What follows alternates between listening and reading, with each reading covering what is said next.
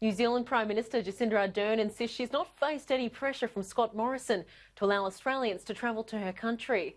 The Kiwi leader today cast her ballot on the first day of advance voting, 2 weeks ahead of Election Day.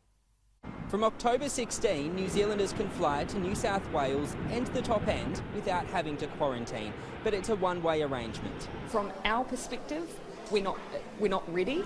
Not ready and not facing any pressure from Scott Morrison. No, absolutely not. The New Zealand leader believes two-way quarantine-free travel is possible ahead of Christmas. You can see from New South Wales, they themselves are still warning their population that they're not at this stage clear as to whether they still have community transmission.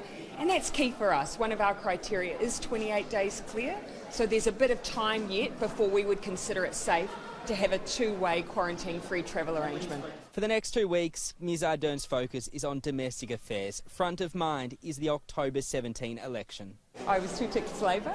The Labor leader voting for herself as she put pen to paper on the first day of advance voting. Ms Ardern is in the box seat to be returned to office. I have a philosophy of always campaigning as though, it could go either way. The Electoral Commission expects up to 60% of New Zealanders to cast their ballots early and is encouraging New Zealanders to do so to minimise queues on Election Day.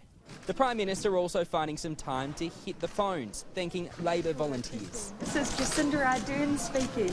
But she hasn't personally sent a message to the US President. Ms Ardern doesn't have Donald Trump's personal number. Instead, she is relying on official channels to relay these sentiments. Of course, wishing the President of the United States and the First Lady New Zealand's best wishes for a speedy recovery.